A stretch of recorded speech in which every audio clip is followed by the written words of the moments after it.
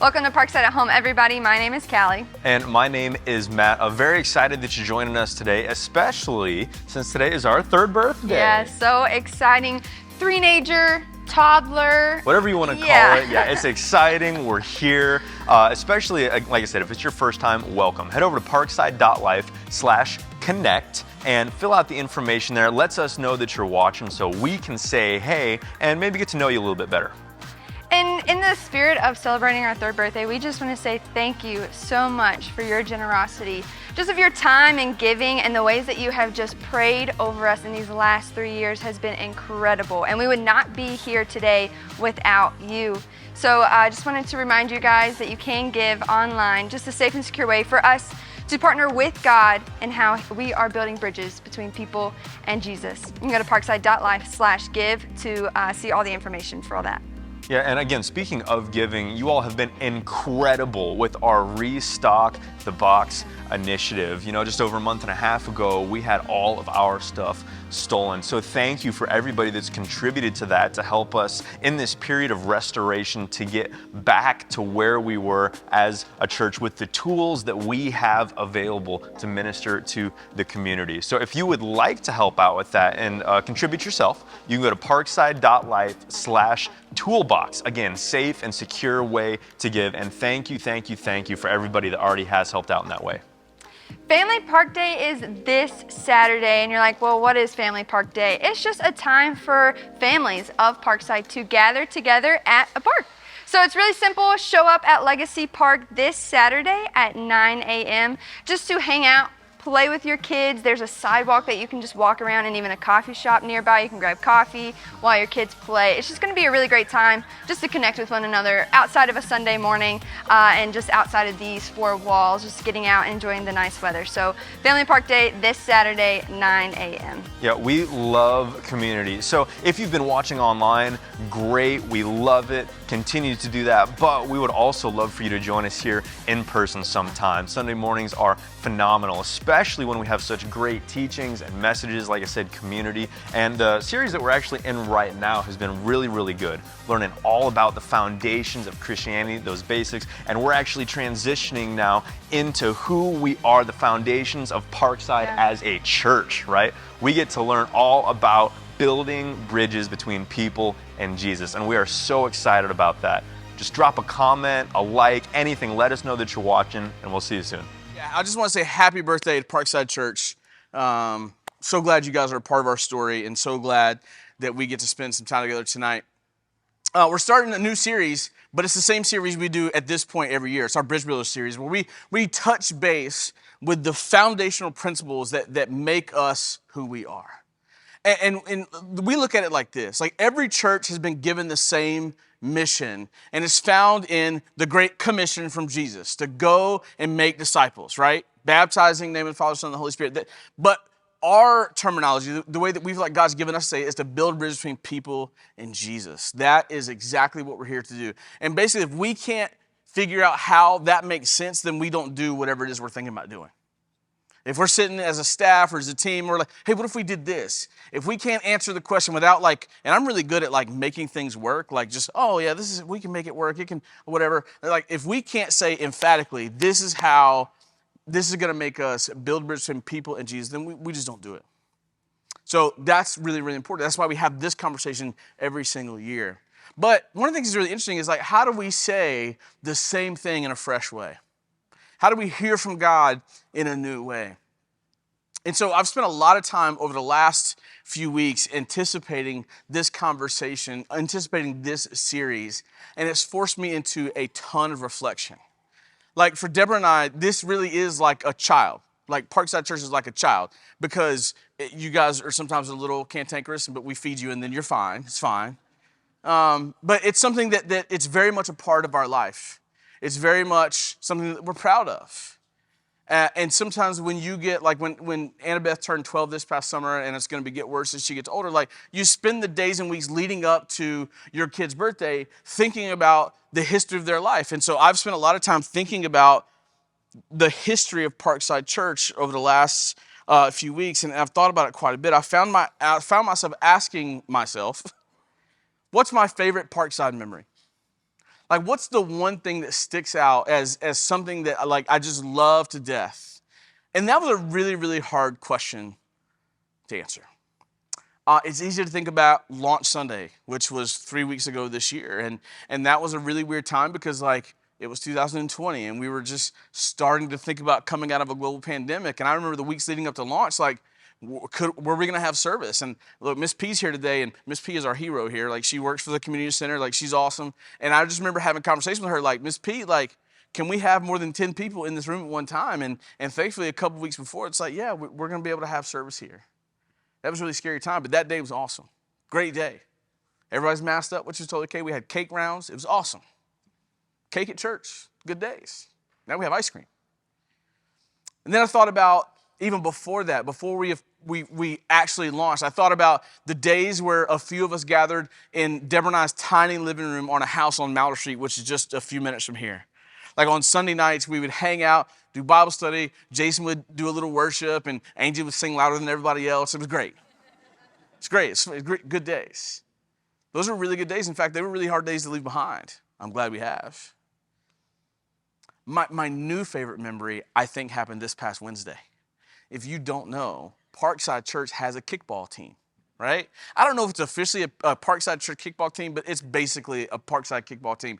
And Matt Gumbert made the most athletic play I've ever seen in person in my entire life, diving out of right field, literally got horizontal with the ground, made the most epic, legendary catch he's ever made. Now, let me tell you about Matt Gumbert. I've known Matt for a long time. There is a, on the surface, authentic humility about him. But there are certain things that he loves about himself, right? And I asked him, I said, is that the most athletic thing you've ever done? He's like, no. No. I also said, you gonna be sore tomorrow? No. Were you sore? No. Liar. Liar. That was a really good moment. I can't pinpoint like this one thing. Seeing the video of Kennedy getting baptized, our first baptism service, like that's a pretty good moment. But I can't pin down just one thing about Parkside that's my favorite. Remember, it's all of it. I love all the things.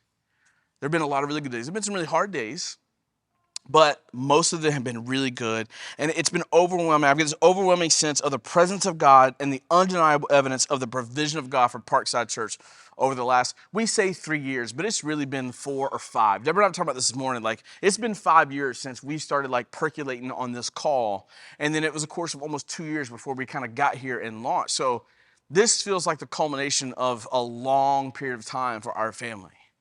And an undeniable sense of God's provision for our church has been ever present.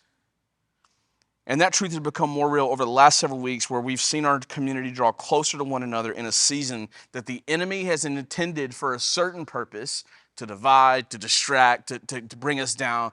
But God says, I got you, I'm gonna take care of it, and it's gonna help propel us and cement our vision to build a bridge between people and Jesus, and our vision to inspire bridge builders to live and to love like Jesus. It's been a good 3 years.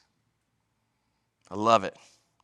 I've been doing a lot of reflecting lately, but reflecting can be a little bit of a double-edged sword.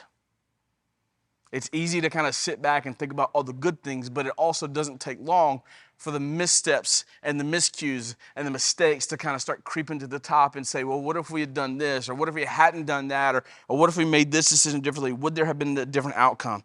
It's fun to think about the good times, but our mind can quickly turn to the times where we feel like we've missed the mark or we've come up short. I've also had those moments over the last few weeks as I've done some reflecting. I think there's a moment in the Old Testament where King David was living in the tension of that reality. And it's interesting to me that God drew my attention to King David because it's the person in the Bible that I feel most connected to as far as like someone that I can see myself in. Now, I don't think of myself as a monarch.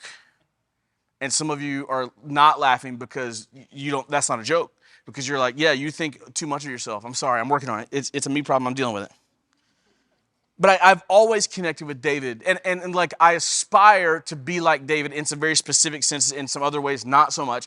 But one of those ways is like God still used someone that had some big mistakes in their life.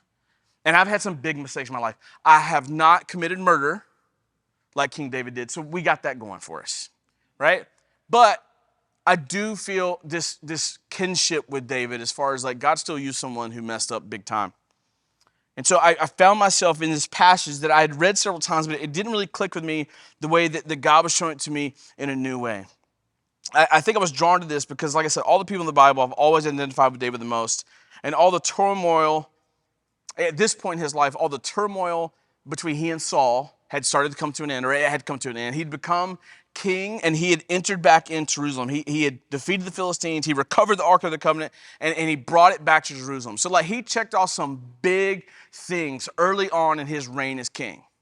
He defeated the Philistines. He went back to Jerusalem. The Ark of the Covenant was back in God's people's possession. Check, check, check.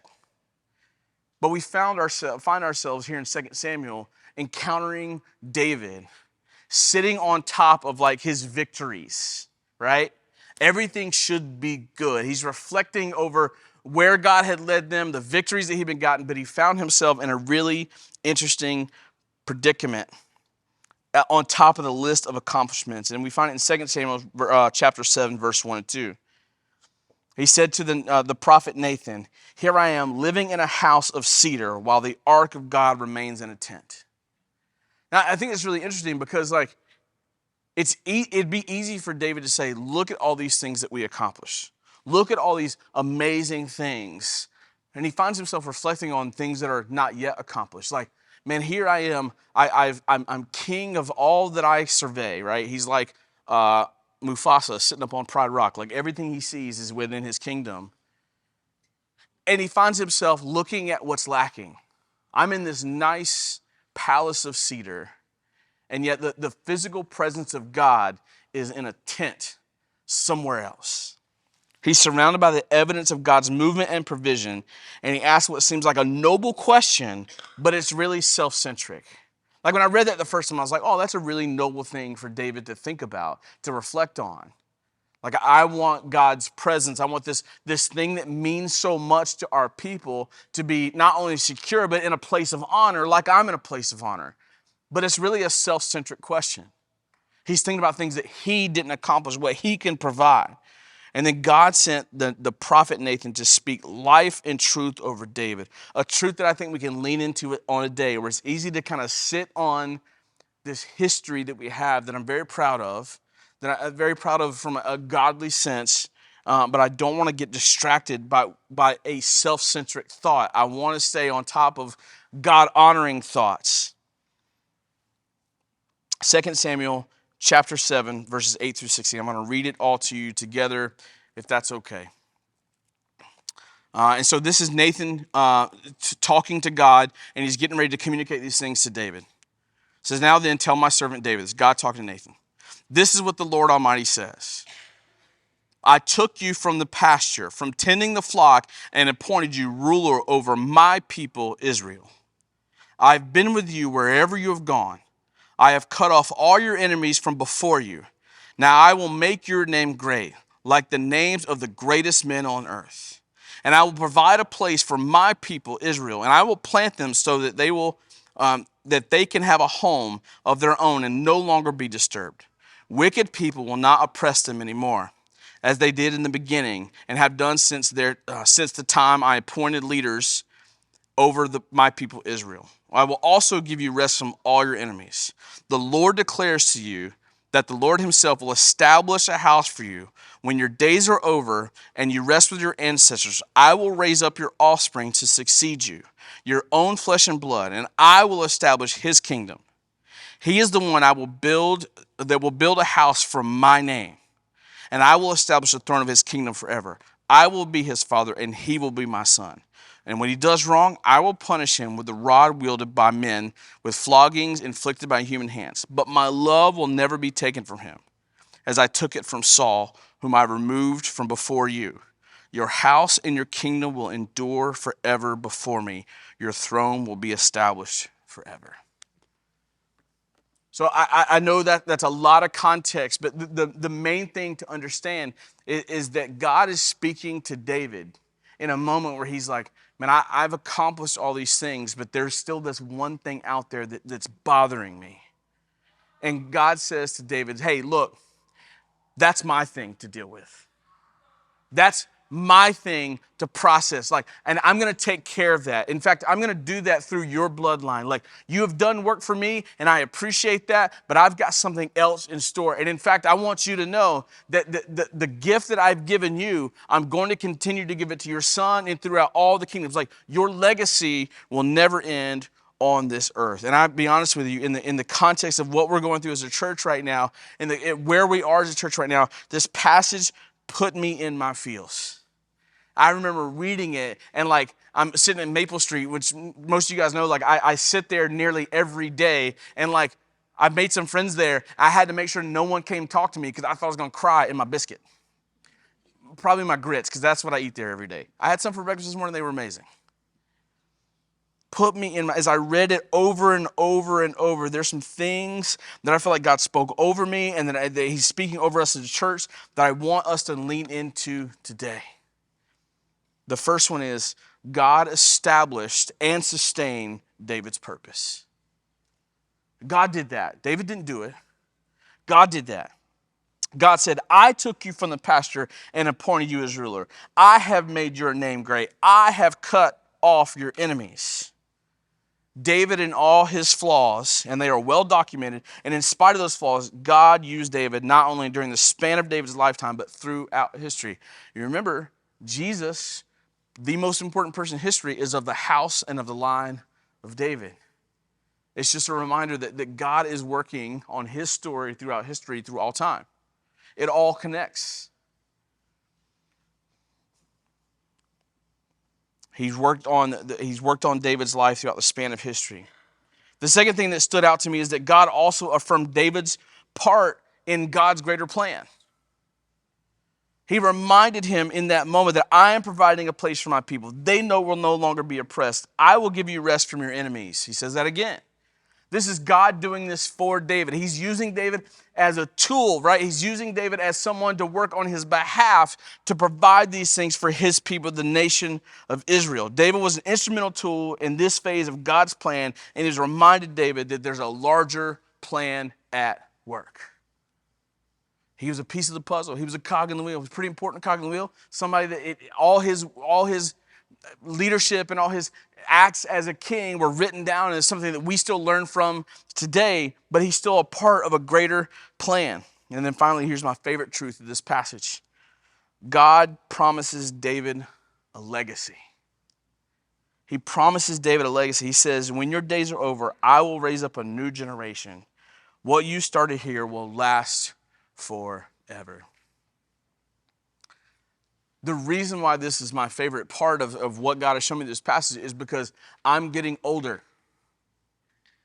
And as you get older, you think about how important not just that your life is, but the desire that you have for your days to outlast your days. The impact of your life to outlive you. Because what's the point if we're here for 60, 70 years, and then when we're gone, it's like you never existed? Even in the context and the framework of living a godly discipleship, Christ-filled life. I believe with all my heart that we were meant for more than just the sum of our days.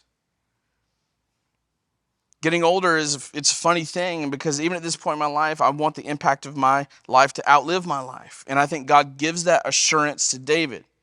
And I'm sure it was encouraging to David, but it wasn't just about making David feel better in that moment when David was feeling insecure.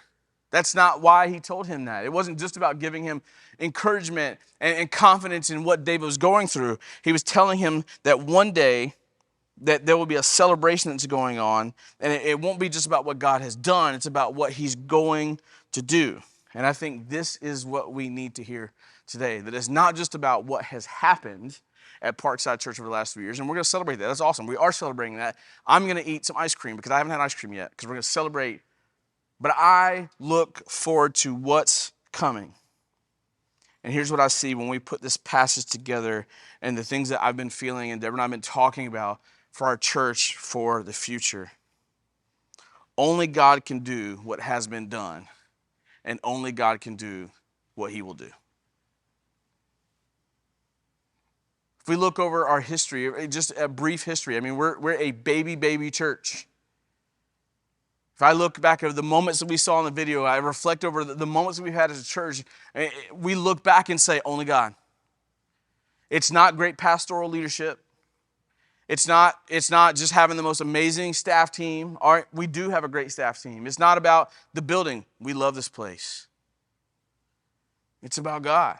And only God can do what has been done. But looking towards the future, the dreams that we have, the things that we want to accomplish as a church, the presence we want to have in this neighborhood, in this community, and in the upstate of South Carolina, like looking at those things, only God can do those things. Only God can do what's been done, and only God can do what he's going to do. But how do we transpose what God spoke over David and what we're feeling into our lives? Like, how do we actually have it infiltrate and affect our lives? How do we apply it? Well, I think what is true for David is true for us as a church and true for us as individuals.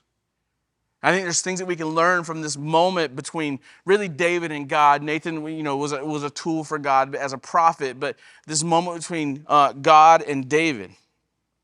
I think it's easy to sit back on birthday Sunday and reflect on the good times. And good, we should. We have been.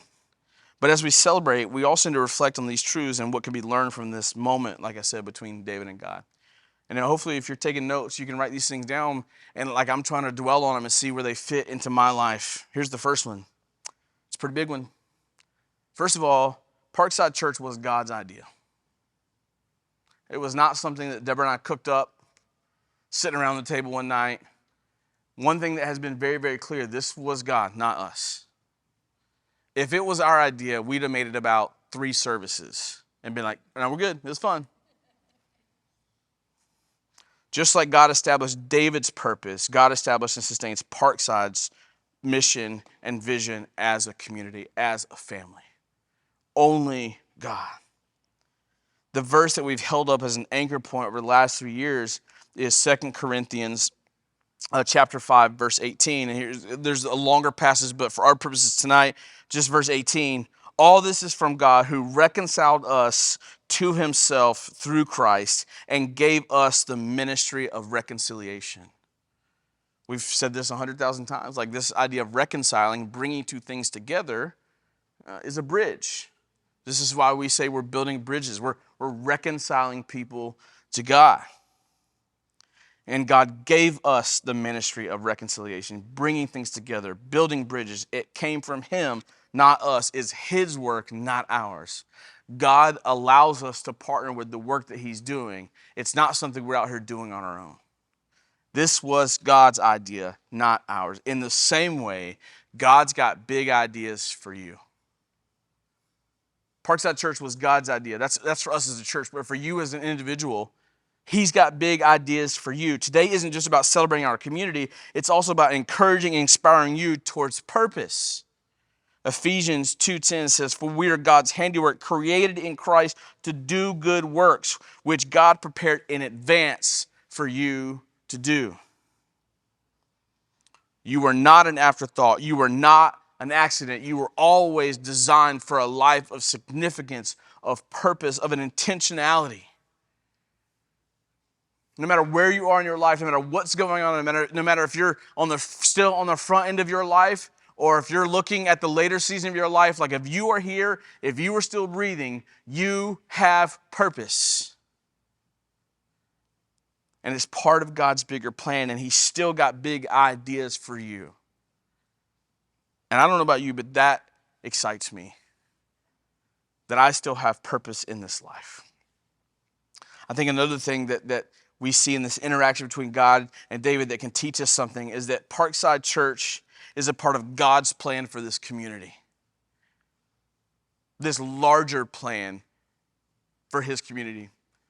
Back in the early days, before Deborah and I moved back to Greenville, we were living up near Winston-Salem, and we would take day trips down here quite often as we could, just to be in Greenville and try to look for a place to live and look for where the church is going to meet, and all. We just wanted to be here as much as possible.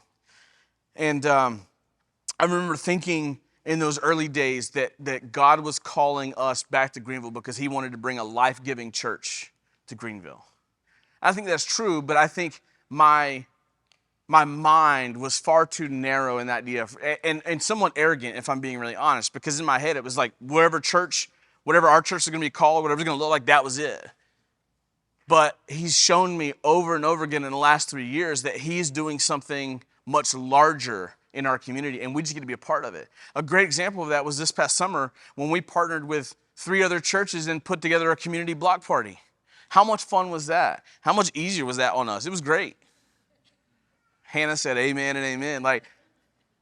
But it was easier, but it was just so amazing to see 4 like-minded, Jesus-loving churches come together and serve the community and hand out backpacks and hot dogs and Claire's ice cream.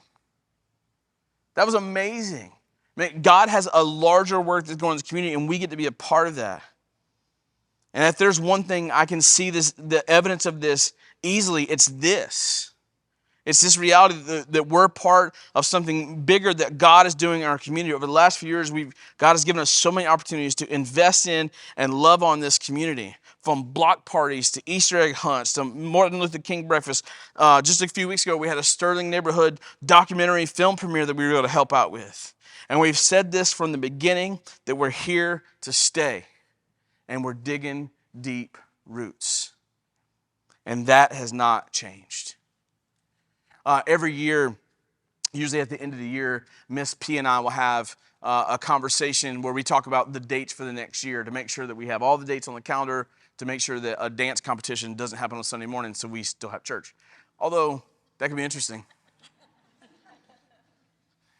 And she said to me this past year, it's probably November, December, somewhere around there. She said to me, like, hey, we haven't talked about this yet, but like, are you guys good? Like, you're still going to meet here? And I'm like, Miss P, we're not going anywhere. Like, there is nothing that God has spoken to Deborah and I that means any change is coming. Now, God can do what he wants to, and we want to hold everything with an open hand, but this is home for us.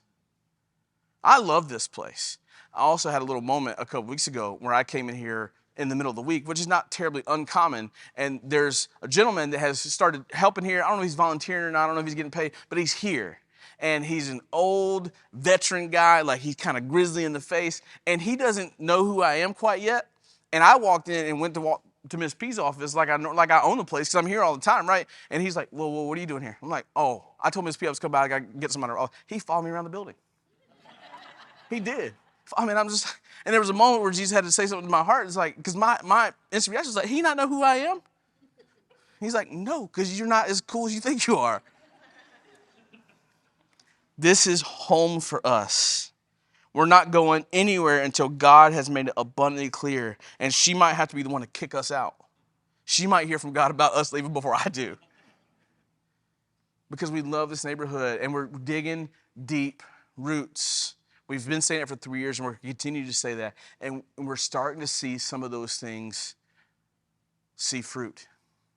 And that excites me because I believe that God has called us to be a part of his plan for this community, not just this neighborhood, but Greenville at large, the upstate, and beyond. I believe this with all my heart. I love this space. We love being a part of this community, but it's not just about us. It's also about what God's calling you to do, how you fit, because God has a part for you to play in his plan. For you. Not just part of a community, right? Not just together with other people. He has an individual plan that is custom made for exactly who he's created you to be. No matter where you're planted in your life, you have all been placed there by design to have kingdom impact. Every single one of you, with your family, your neighbors, your coworker, God has placed you there, just like he placed David where he was. He didn't place David there to make him king just so David had cool stuff. Because I imagine being king comes with some cool stuff. Although I have an iPhone, David didn't. But David was placed there because God designed for him to be there. Not just because David was cool. And the work that God has for you in your context is no less important. Even if you don't have a title of king in front of your name. If you want to add that to your name, I support that. God has a plan that he's uniquely crafted for you. Here's the last thing that I'm seeing through this passage, this interaction between God and David. Finally, Parkside Church has a long way to go. Now, I wrestled with that statement when I feel like God gave it to me because it sounds negative, like we've got a bunch of problems or we've got things that we got to work on. And we do. We're not perfect. We have a long way to go with some things. But I look at it from the perspective of we're celebrating 3 years, but I hope that is a small drop in the bucket for what we're celebrating. Jordan did a great job of talking about 3 years and 5 years, but I'm thinking 15, 20, 50 years from now. Those are the things that excite me. God promises David a legacy, and I can't wait to get a glimpse of the legacy that God is writing for Parkside Church. That is what excites me. And I think there are two ways that we'll see God create a legacy for our community as a church. In some ways, he's already doing this. I believe this community will outlive us. I hope it outlives us. I hope that 100 years from now, there's still Parkside Church in some way, shape, or form. I hope that it's not just something that's here for a few years and then it's gone. That's literally the most depressing thought for me ever. I hope that God leaves me here and this is the last church that I ever pastor. And I hope I pastor a long time. I'm not interested. I'm not going anywhere else. I'm not interested in going anywhere else. Like I will always do what God asked me to do. But I pray all the time, like, this is it, Lord. I want to stay at Parkside Church. Deborah and I want to lead this thing together until we can't do it anymore. And we hope that's a long time from now. But I get really excited about the idea of our mission and vision carrying on long after we're gone.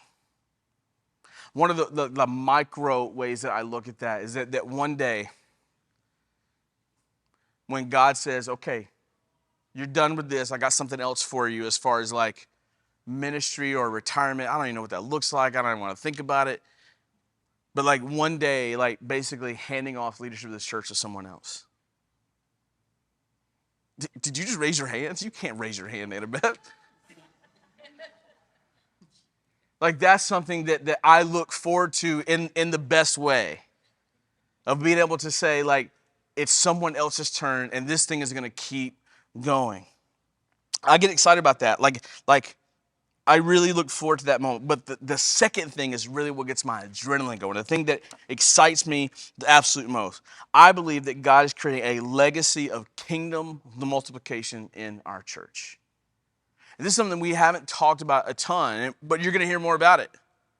This is something I believe that God is already sowing the seeds of. And I'm excited about the idea of raising up leaders that we commission out to follow God's call in other places.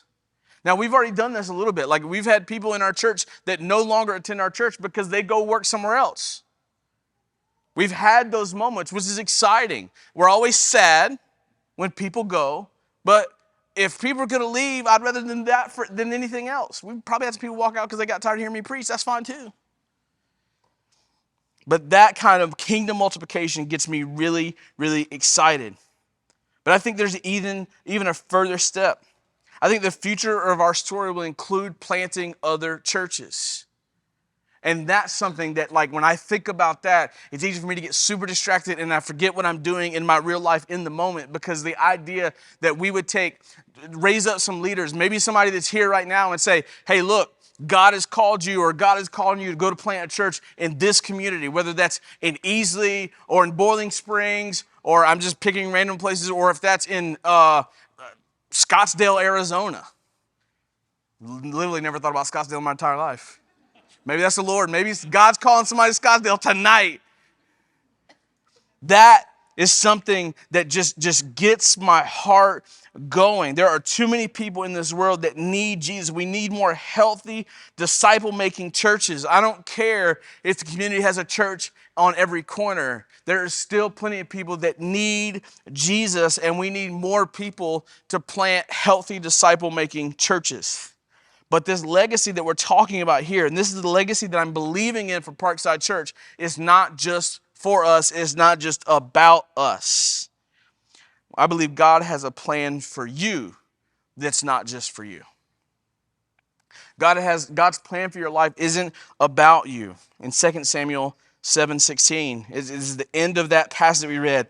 For your house and your kingdom will endure forever before me. Your throne will be established forever. As much significance as the work that King David did, it really wasn't about him.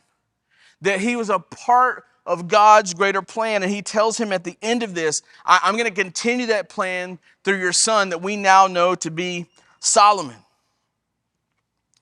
This was God's promise to David, but I think we can lean into this promise as well. When we walk in God's design for our life, there's fulfillment, there's blessing, but that's not the only intent. That's not the only why behind it. We take our faithfulness. He'll take our faithfulness and our obedience and multiply it through relationships and throughout time. Beyond your life. Beyond the days of your life. The purpose that he's given you isn't just about you. It's to create a faith legacy in other people. Which I'm for that. Like that sounds amazing to me. Because like I said, I want my life, the impact of it to outlive me. But it's not about me. God has called us to a mission to build bridges between people and Jesus. That's what he's called Parkside Church to do. He's given us a vision to inspire bridge builders to live and to love like Jesus. That's where we're headed. There are so many stories. There are so many moments where we've seen God move us towards our mission and vision as a church. I'm glad we could visually see them. I love that. Today we celebrate them. We celebrate by being together, sharing a meal together as a family, talking about it. Today we celebrate how God's moved us towards our mission and our vision over the last few years. But let's keep an eye on what's ahead. Let's keep an eye on where God is leading us because we have not completed our mission. We've not reached our vision. In fact, we're just scratching the surface. All this was his idea to begin with. He has work for us to do in this community, and he's crafting a legacy of multiplication. Only God can do what he has done, and only God can do what he is going to do. Let's pray together. Lord, I thank you so much for the last 3 years. 150 or so services, countless kickball games and pickleball games and times hanging out at the park, coffee, meetups and dinners, laughs, several tears. We've had people who have lost family, lost parents and loved ones. We've had new life brought into our church through the growth of families. It's 3 years, but it feels like a lifetime in the best possible way. But Lord, I hope that you understand, and I know that you do, the heart behind what I'm getting ready to ask you. Lord, I'm asking for more. A lot more. Not for our glory, not so we can put together videos and cry just at some fun stories that have happened, but like so we can give you glory. We know that there's still so much work left to do. And we could look at that and it feel daunting, but it doesn't feel daunting. It's exciting. And I'm so thankful that we get to be a part of it. So as we process like where we've been as a church and where you're calling us to go, help us to figure out how to transpose that into our lives as individuals. Because it's not about Parkside Church, it's about Jesus. It's about how Jesus is working in us. We're the church, not the pipe and drape, certainly not the stuff that we don't even have anymore. It's all you. And we thank you for how you've shown up in so many different ways over the last 3 years. We love you. As we sing here in just a moment, I pray that you would Give us new revelation to how you're trying to move in our lives. We love you. And we pray. Hey everybody, thanks for watching. And once again, we are so excited that you celebrated our 3rd birthday with us. And we hope that you were encouraged and inspired by the message that you heard today about how to build bridges between people and Jesus, and really what it means to be a bridge builder. Thanks so much for watching, and we'll see you next week.